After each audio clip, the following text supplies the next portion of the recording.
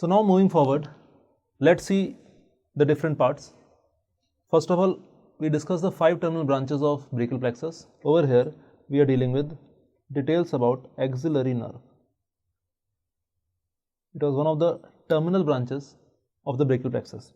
So axillary nerve was coming from which cord? It was coming from the posterior cord, one of the terminal branches. It supplies 2 muscles. We already discussed, that was teres minor and main deltoid muscle. Apart from this, it gives off one cutaneous supply, and that cutaneous supplies to the upper lateral arm.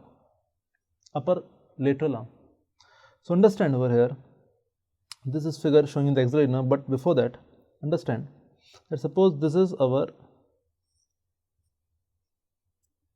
right lateral arm, and this area is supposedly our junction of arm and forearm, that is our close to elbow joint.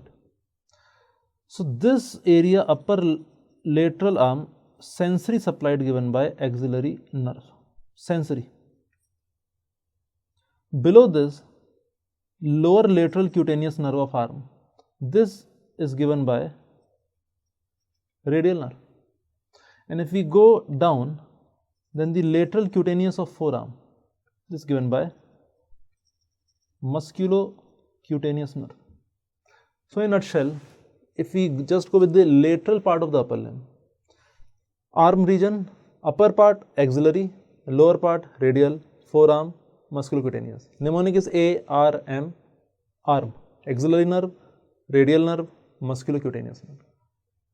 So we have A, R and M. These give off the lateral cutaneous to the lateral part of the upper limb, arm and forearm.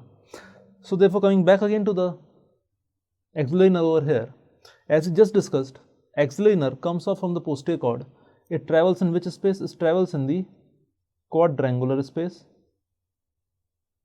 and then it gives off branches to the deltoid and teres minor. We can see over here, this is the anterior view. Now this is your axillary nerve over here. It is giving off twig to the deltoid and also supply the teres minor, and then continues as the upper lateral cutaneous nerve of arm. So this area is around say 5 cm below the acromion. It encircles or circumflex around the surgical neck of humerus. Therefore important in fracture of surgical neck or dislocation of the shoulder joint. That is your axillary nerve. Good. Now let's move ahead from here. This particular figure is showing you what happens if the axillary nerve is damaged. As we all know that the deltoid will get paralyzed, so there will be flattening of shoulder. So if there is a palsy to the axillary nerve gets damaged due to any reason, there will be deltoid palsy that we already discussed. So due to deltoid palsy, there will be flattening of shoulder.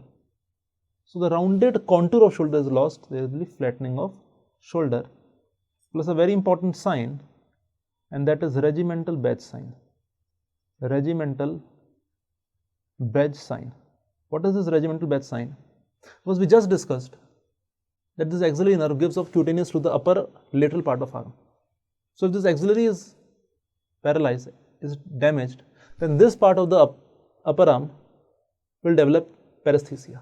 So this area is the area where the normal badges are given off. They are normally stuck over here. So this area, the sensory loss over this area is known as the regimental badge sign. So here the red encircled part is showing you the regimental badge sign. Now let's move ahead from the axillary nerve. The simple X-rays of the left shoulder joint or left shoulder area. So the area is our left shoulder. Important things to consider in this particular X-ray film are, we can very well see this humerus,